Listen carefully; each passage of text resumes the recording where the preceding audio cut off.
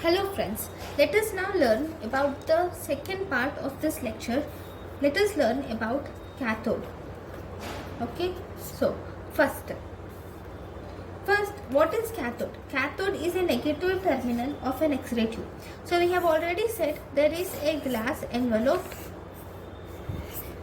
X-ray tube is actually a glass envelope, and in the glass envelope there is an anode and there is a cathode. Okay, so this is the cathode, and when both these through the anode and cathode, whenever a high potential difference or current and high potential difference is passed through the cathode and anode, then electrons are released from the cathode. These electrons will start when they have certain amount of acceleration, they will now hit the anode, and once they hit the anode, then the actual X-rays are emitted. Okay, so this is the normal principle of an X-ray tube. So what is seen in cathode? Cathode is sometimes also referred to as filament also. Cathode and filament are actually used interchangeably.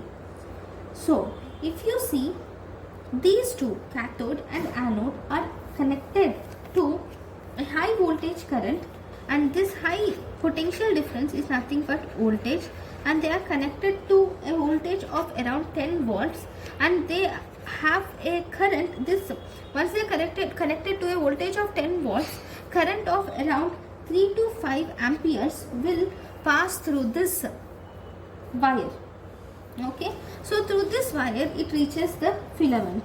Okay, so when the current flows through the wire, that is when the current flows through the wire, this current will heat the wire.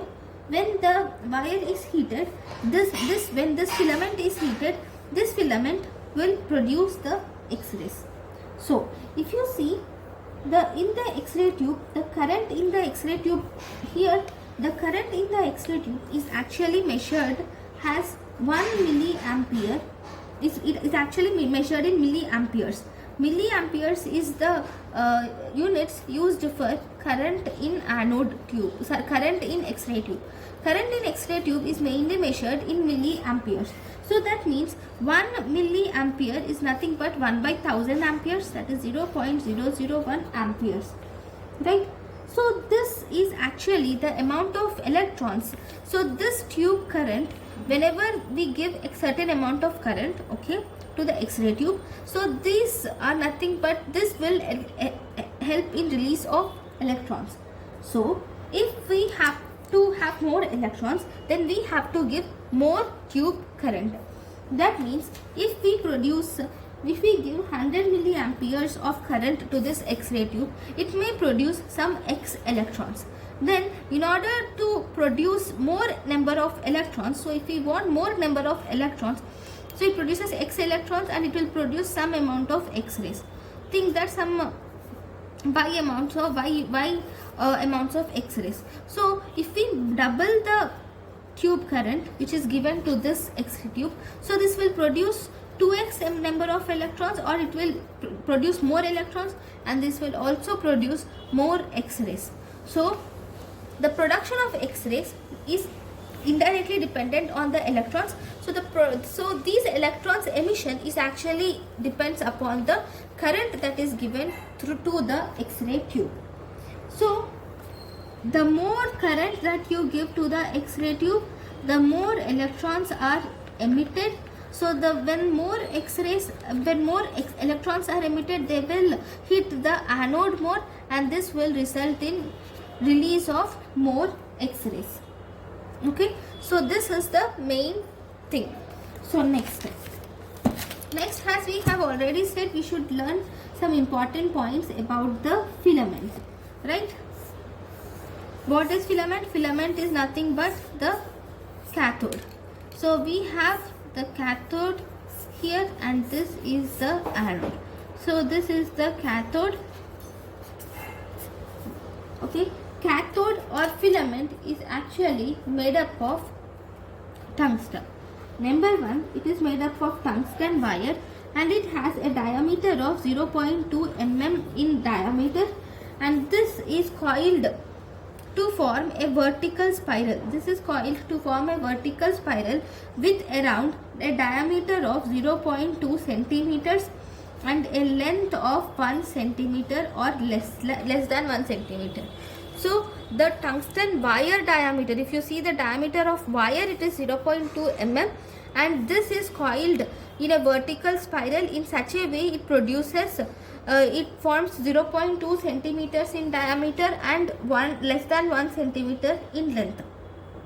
So when electricity or when potential difference or current and potential difference is passed through the X-ray tube, this will result in emission of electrons. How? First, whenever the current passes through this tube, one important thing that happens is this filament, which is the tungsten filament, starts to get heated. Okay, when the tungsten filament starts to get heated, so what is this tungsten filament contains? It contains nothing but atoms, right? Okay, these atoms will, you are giving current, and this will result in generation of heat. So these atoms will absorb the thermal energy. When they absorb the thermal energy, these atoms are nothing but a nucleus with electrons. So these electrons will now are absorbing this thermal energy. Now these electrons will acquire certain amount of energy. So with that energy, these electrons can just, they will start, they will start coming out of this metal surface. So that is one thing that happens. So electrons will start coming out of the metal surface. So we will see what happens next. So I am drawing the same diagram again and again in order to understand properly.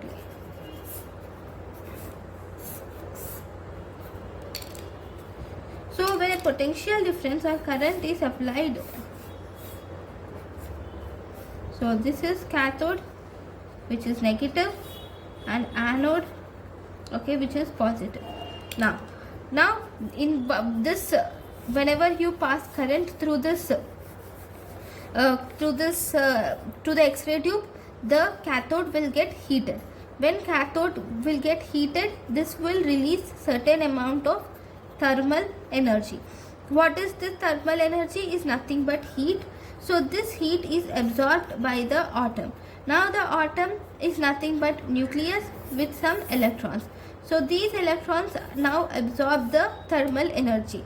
Once they absorb the thermal energy, these electrons from the metal surface, they start escaping. They will absorb the thermal energy, and these electrons will start coming out. They absorbed thermal energy and they will start coming out from its orbit. So the electrons will move out and they will come out of the metal surface, but they cannot move until the anode. Okay, they don't have sufficient amount of energy to move till anode, but they will acquire certain amount of energy to come out of the metal surface, and these electrons will form a cloud around the cathode. Okay, so this electron cloud, which is produced by the process of absorption of thermal energy by the atom, is called as Edison's effect. Okay, first there are two things which you have to understand in this lecture. Number one, thermionic effect, thermionic emission. What is this thermionic emission? This is the process by which the atom will absorb the thermal energy and electrons are released from the surface of the metal. So that is called as thermionic emission. This is the emission of electrons by absorbing the thermal energy. So this thermal energy is absorbed by atom, which is nothing but the electron, which is the main thing that is absorbing the thermal energy is the electron, and as a result the electron comes out of its orbit to a certain distance away from the metal surface. Okay, so thermionic emission is when electron takes the thermal energy and it will move away from its orbit, is called as thermionic emission. Okay, now this, once it moves away, once it comes out of its atom, once the electrons comes out of its metal surface, these electrons, many electrons will come, not one or two, right? Few electrons will come out of its metal surface by the process of thermionic emission, and they form the so-called as electron cloud around the cathode. So they will form the electron cloud around the cathode, and this electron cloud is called as Edison effect. Okay, these are two important things which you have to see. The electron cloud which is formed is called as Edison's effect, whereas the process by which the electron will absorb thermal energy and they will emit the electron, that process is called as thermionic emission. Now, the tungsten, so here what is used as cathode? The cathode here is mainly the tungsten molecule. Tungsten is used as cathode. So where is electron coming from? It is nothing but the cathode, right? The electron that we get is from the cathode. From cathode we are getting the electrons. So tungsten is an element. This tungsten has to be heated to around 2200 degrees Celsius to emit the electron. So for this electron to come out of its orbit, the tungsten atom requires to be heated up to 2200 degrees Celsius. So if you see, in the X-ray tube we use tungsten or some alloys of tungsten. Okay, why? Because there are three reasons for using tungsten as the cathode, which every one of us have to understand. Number one, any metal, if you try to heat the metal up to 2200 degrees Celsius, it will melt, right? But tungsten has a very high melting point. The melting point of tungsten is around 3370 degrees Celsius. So as a result, 2200 degrees Celsius is okay for tungsten and as a result it can emit electrons. So at that melting point of 2200 degrees Celsius, tungsten will not melt because it requires even more higher temperature of around 3370 degrees to emit the electrons. Number two, this tungsten, because it has high melting point, it can be drawn or made into a thin wire because it is very, very strong. Okay, number two, this tungsten has very little tendency to vaporize. Because of its little tendency to vaporize, there is high or increased life expectancy of the X-ray tube. The increased life expectancy of the X-ray tube is because of this tungsten filament. Okay. Now, this is about the thermionic effect and Edison's effect. Let me just repeat this process again so that it is very, very clear for everyone. So what actually happens is, when the cathode and anode are connected to this battery or any, when the current supply is given to the cathode and anode, when electricity is given, the electrons will pass to the cathode and they will start heating the cathode, which is nothing but tungsten here. Once the tungsten is heated, so with the amount of this current, this tungsten gets heated. Tungsten contains atom. Inside the atom we have electrons. So heat is nothing but thermal energy. So this thermal energy or heating of tungsten atom, now the tungsten atom will acquire certain amount of energy. So once this tungsten atom is heated to around 2200 degrees Celsius, the tungsten will remove its electron. The electron will acquire certain amount of energy and this electron will come out of its orbital, right? Once the electron comes out of its orbit, it does not have sufficient amount of energy to reach the anode, but this electron will come out of its orbit, and when more and more electrons come out of its orbit, so the process by which the electrons are emitted by absorption of thermal energy is called as thermionic emission.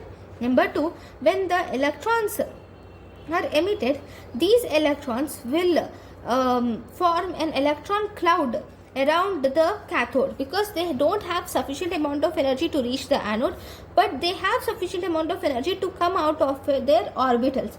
So as a result, these electrons will come out of their orbitals and they form an electron cloud around the cathode. And this electron cloud, which is formed around the cathode or around surrounding the filament produced by thermionic emission, is called as Edison's effect. Now there are two more terms which we have to understand. Okay, so for that, see, now we have understood thermionic emission and Edison's effect. Now what happens is, the electron cloud is formed in the cathode, just in the vicinity of the cathode. The electrons which are emitted from the tungsten filament will form a small cloud just beside the filament, right? Now what are these electrons? These are negatively charged electrons, right? This cathode, what is its charge? It is also negatively charged. So what happens is, slowly when we switch on the first, when the cathode X-ray tube is switched off, we see, just think the X-ray tube is switched off. Now the X-ray tube is switched on. So once the X-ray tube is switched on, the current will flow through the through this connecting wire and then to the cathode. Now the cathode gets heated. This will produce thermal energy. Heat is nothing but thermal energy. So when the tungsten filament is heated, what happens? The atoms are heated.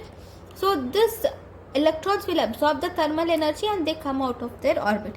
One by one, each and every electron will try to come out of its orbit. Okay, so as a result, when a group of electrons come out of its orbit, then the electrons will form an electron cloud around the cathode, and this is called as Edison's effect. This is true, but how many electrons can come? Not all electrons, right? In the whole tungsten wire, we will have some hundreds and thousands of, not even hundreds, some millions of tungsten atom will be present in the tungsten wire. Now, and each tungsten will have lots of electrons, right? So not all the electrons can come out of the tungsten wire. There should be a limit. What is the limit? The main limit is when sufficient amount of electrons have come out of the tungsten atom and formed an electron cloud, these electrons, we call it as space charge. This collection of negatively charged electrons present around the cathode is called as space charge. So what is space charge? Space charge is the collection of negatively charged electrons around the tungsten filament is called as space charge. Now this collected negatively charged electrons will prevent, see, this is cathode is also negative, okay, meaning this is also negative here. Okay, so this whole thing is negative and the electrons are also negative. So even if you heat it more, these electrons could not be emitted because of the negative charge. Because of same charges will, if there is same charge, what happens? Opposite charges will attract, but same charges will repel. So obviously, if the cathode tries to emit one more electron, so the cathode, if cathode tries to emit one more electron, so that emission of electron is stopped by this electron cloud.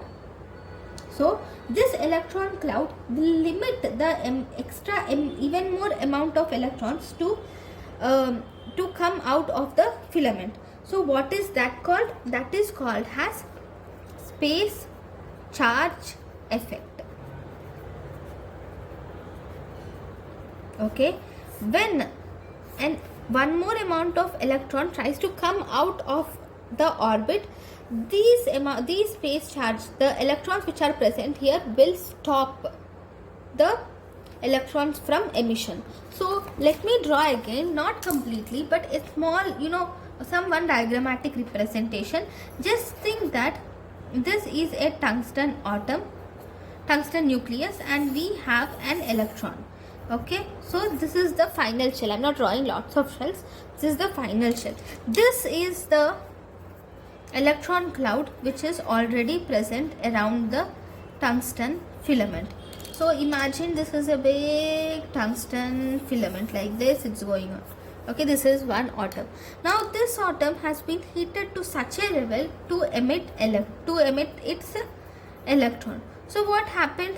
But there are lots of electrons surrounding it. So as a result, when it tries to emit, so when this electron tries to come out of its come out of its orbit, it has absorbed thermal energy. Okay, that is heat has been absorbed by this electron. Now this electron wants to come out of its orbit. It has enough energy to come out of its orbit, but what is happening? The electrons here are also negative charges. Both these negative charges will repel each other. So these electrons will stop one more additional electron to come out of its orbit. So this effect is called as space charge effect, and the electrons which are making it, the electron cloud which is stopping the electron to come out, is called as space charge. So these negative electrons are called as space charge, whereas the tendency to limit the emission of electrons from its orbit is called as space charge effect. Okay, now what happens is that, but still the current passes through the filament. So the filament will get heated more and more in such a way that one electron will get its more acceleration. So the electron will acquire more and more energy. Now when the electron acquires lots of energy in such a way that this will acquire lots of energy, so that it will it will overcome this space charge effect, and it will start flowing, coming out of the tungsten tungsten atom, and it starts hitting the anode. So this is how the electron is emitted. It's not just you give current and the electron starts to emit. No, when the space charge is formed, that is lots of electrons, first electrons will get some amount of energy to come out of its orbital. It comes out of its orbital and forms an electron cloud around the filament.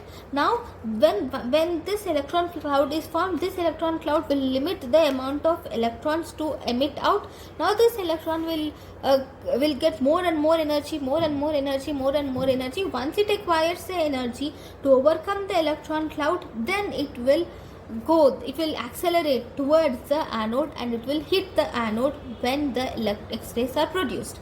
That is when the X-rays are produced. Now what happens is, now this electron has emitted out of the tungsten atom. Okay, so we will see what happens now. See, now this is the filament which is drawing it very big, and now one of the electron from the filament has gone out of the electron cloud. Okay, it has gone beyond this electron cloud, and this has reached the one of the most powerful, which has gained lots of energy, and it has reached the anode. Now what happens mainly is, there is one positive charge which is present, which is left here, right? One positive charge is acquired, because the filament now acquired one positive charge, because the one atom has lost its energy. So as a one atom has lost its electron. So as a result, it got its positive charge. Now this atom will now attract one of its electron which is present in the space charge, this negative charged electron cloud. From this negative charged electron cloud, this atom will attract the electron, and this electron will come and it will go into its orbit. In such a way, the lost electron is regained by the filament. Again, when the filament is heated to the emission temperature, one more electron from the again when the filament is heated to the emission temperature, few more electrons from one more electron from each orbit or few electrons from each atom are emitted, they will acquire energy. So they get emitted and they will go into they'll go and hit the anode. Once they hit the anode, once they go out of its orbit, these atoms will acquire positive charge, and that positive charge has been gained by these electrons which are obtained, which are present in the space charge, and they will attract the electron.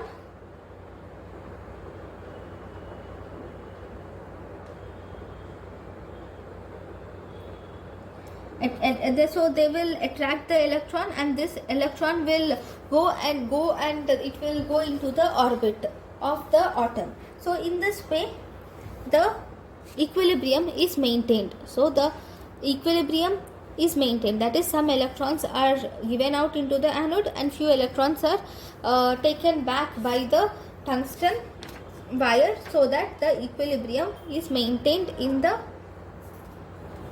this matter. That is, there is emission of electrons, and at the same time the number of electrons which are emitted from the filament is equal to the number of electrons which the atom is acquiring. So number of electrons returning to the filament is equal to the number of electrons being emitted. As a result, the space charge effect always remains constant. Okay, so I think we have understood something about the thermionic emission. So there are 4 things: thermionic emission, Edison's effect, space charge effect, space charge. Now the electrons will go and hit the anode. Now the main important thing is not just one electron is emitted here. Actually many electrons gain energy and they will get emitted. They are emitted from the tungsten filament, and they will reach the anode and they will hit the anode.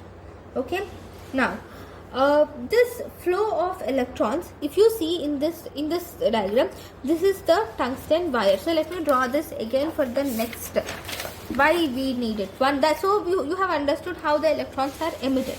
Now what is important is about the modification of this X-ray tube. So we will see how the X-ray tube is modified, especially in regards to cathode. That is also important. So this is the cathode, this is the anode. Now current is applied. Okay, now what happens is this cathode is actually a negative charge, whereas anode is positive charge. So this cathode, now it is emitting the electrons. How? You know.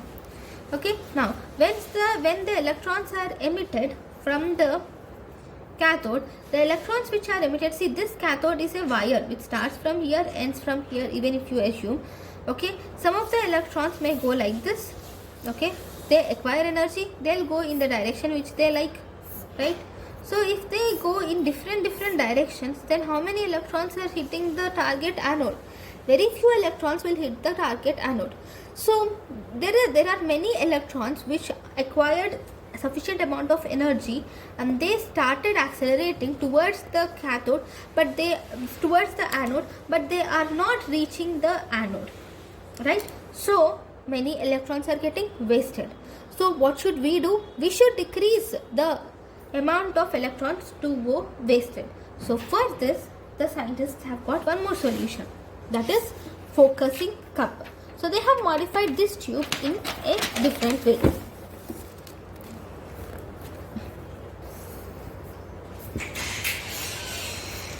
So I am drawing the same tube. I must have used black color, but okay, this one I am using it this color. So they have put something called as focusing cup. Okay, and in this focusing cup they have put the tungsten filament. Okay, now the tungsten filament is kept inside this focusing cup like this. The focusing cup is like this. Okay, and they have put the tungsten filament inside the focusing cup, and this is anode. We will learn about anode in our next class. And current is applied. Now if you see, this is the tungsten filament. The electrons, there is obviously for when the current passes, some of the electrons will acquire energy to have the acquire energy to leave its atom. Once it acquires thermal energy to leave its atom, the emission of electrons acquire energy and they come out of its orbital. That is called as thermionic effect. Once the electrons are emitted by absorption of thermal energy, that is called as thermionic effect. This thermionic effect will result in production of negatively charged electrons around the filament, and this electron cloud is called as Edison's effect. Now this negatively charged charges will contain something called as space charge. Now this cloud of negatively charged electrons will prevent this collection of negatively charged electrons is called as space charge. Now this negatively charged electrons will prevent more electrons to emit from the filament, and that is called as space charge effect. Now the filament starts to get heated more and more and more and more, and now one of the electron from this filament will acquire sufficient amount of energy to overcome this space charge, overcome this negatively charged, and it will get lots of energy and it will go towards the anode, right? So here one more electron is going like this. Even now, if one more electron has got sufficient amount of energy, it will not go at all. Because of this focusing cup, this will only limit the amount of electrons which are, because the focusing cup is surrounding the filament, and the focusing cup will only allow the electrons to go in only one direction, and they prevent the electrons to go in different other directions.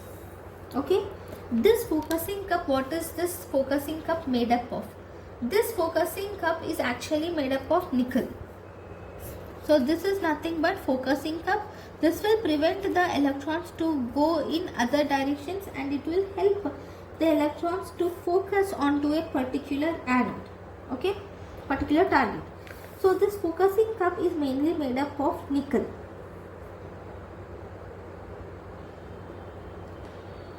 Okay, now nowadays, so this is important thing about focusing cup. Nowadays we have started using more types of X-ray tubes. So one such modification in the cathode is usage of double filament. So if this is the focusing cup, the same thing I am drawing here. So this is the focusing cup I am drawing in this color, and we have two filaments. Okay, one is the large size filament, the other is the small size filament. So this is called as double filament. So in this, the filament is actually a spiral wire, we know, right? And one after the other. So I think that we need large amount of exposure. Okay, so for large amount of X-ray exposure we use larger films. For smaller amount of X-ray exposure we can use smaller films. So if we use double film, we can use small amount of exposure, we use smaller films, and larger amount of exposure if we need, then we can use larger films. So double filament in a focusing cup has also been designed in the present day X-ray tubes. Present day X-ray tubes some also have triple filament also. Not just double filament, but even triple filament X-ray tubes have also been developed. Nowadays in angiographic tube, we have angiography, right? So in angiography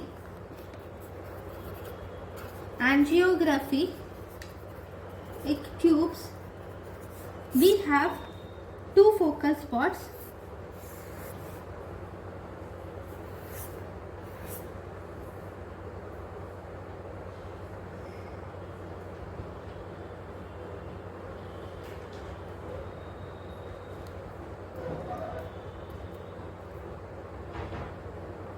In angiographic tube,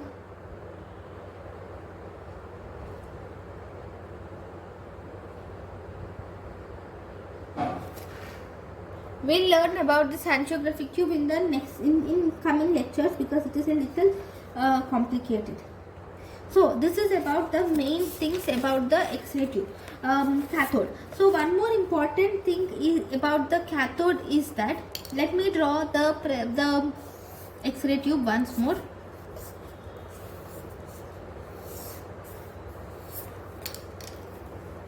So this is the focusing cup.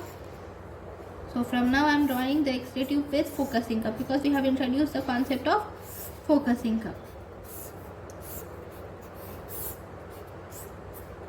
Now in the focusing cup we have the actual filament.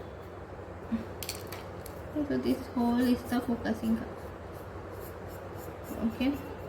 It will allow the X-rays only to move in one direction, and it will not allow the X-rays to go in other directions. This focusing cup is made up of nickel. Now, what is important is that this filament, here the main important thing in production of X-rays is heating up of filament. When the filament heats up, the filament is nothing but tungsten, right? At one point of time, this tungsten, the filament, when it gets heated up, and slowly the tungsten wire will become thinner and thinner and thinner on heating for longer periods. So that is one important thing. Number 2.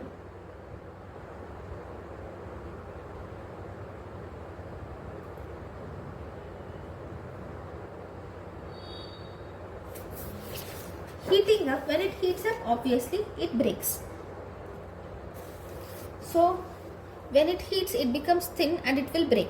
So our aim is to prevent the tungsten to get heated for a longer periods of time, right? So how do we prevent the tungsten to get heated for a longer period of time? This can be done by one way. There is something called as automatic filament boosting circuit.